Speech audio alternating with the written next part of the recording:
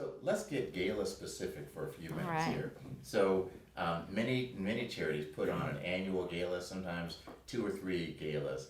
I'd love to hear your take on kind of maybe the main upside of having a gala and the things you can gain from it, and some of the downsides to be aware of and maybe try to mitigate against.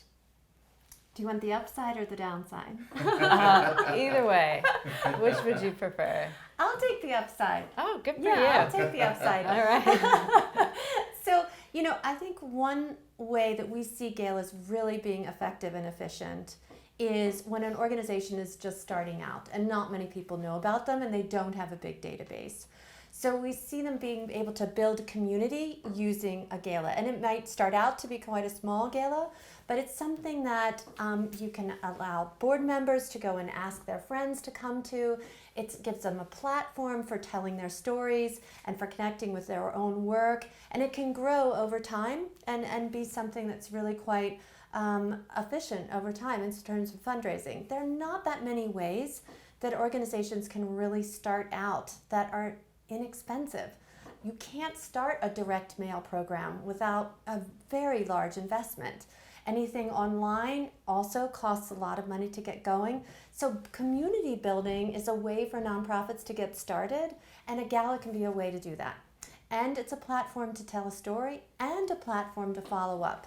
So the people that come may not have ever heard from you before or know of you at all, but their neighbor, your neighbor invited you, so if you follow up, maybe they'll give again, they'll get involved, and you get more volunteers and other kinds of people that attend the gala could really connect you to other donors. And that's at that part of when you're just starting out, that's an important thing.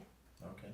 And then let's stay on the upside for a minute. Yeah. What about more mature organizations that are, they've been doing a gala now for 12 or 15 years? Yeah. What would you say are the upsides for them for an annual gala? Some of it is definitely reputational because there are organizations who have, like, I don't know how would you say this, like best in class, events that over years, like it is the event to go to. We have several of those in Boulder where everybody's going to go to this event because it's so fun and it's so great and everybody goes. So there's a reputational piece that I think is really critical for organizations. And again, it gives them, no matter how large, it gives them the opportunity to follow up with a mailing, to follow up on person to person, to follow up and engage them as a volunteer or a board member. I mean, it gives you a platform to tell your story and to build your community, no matter how big or small. Very good. All right, so now you've been cast in the role of Negative Nelly. Yeah, no problem. So I think the two things for a gala that people need to think about as potential negatives, not guaranteed negatives, but the potential negatives are cost and conversion, right? And the cost, I'll start with that. Certainly any fundraising event is an expensive way to raise money. It just is. So we always caution our clients to, if you're going to spend money on a gala, know how much you're truly spending.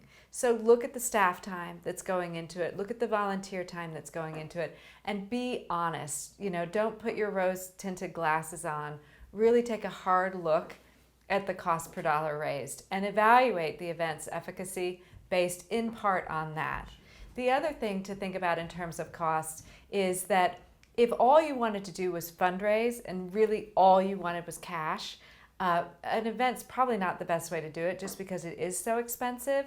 So just make sure that your gala fits into a broader fundraising strategy, and then you can offset that cost. So don't depend exclusively on events, whether they be galas or other kinds of events. Make sure you have a diversified fundraising pool and the gala has a specific place within it.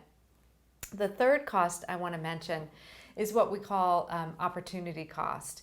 And we all know, Leslie and I have been fundraisers, frontline, we've lived through those galas, we've lived through the morning after.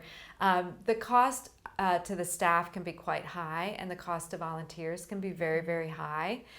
So you need to be careful that you're not building your gala on the backs of the people in your organization.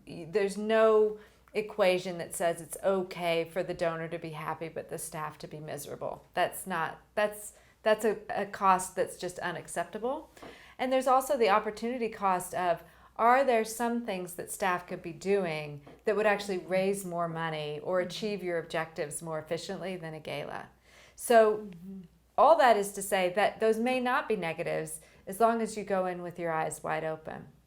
The other C that I mentioned was conversion, and that for us is something we see all the time, even with the most established galas and most successful galas.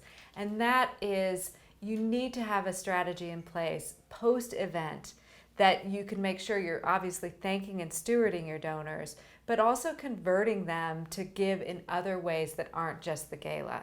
If a donor only gives to your gala and to nothing else throughout the year, they're actually a really expensive donor. And they may not even be that connected to your cause or your organization.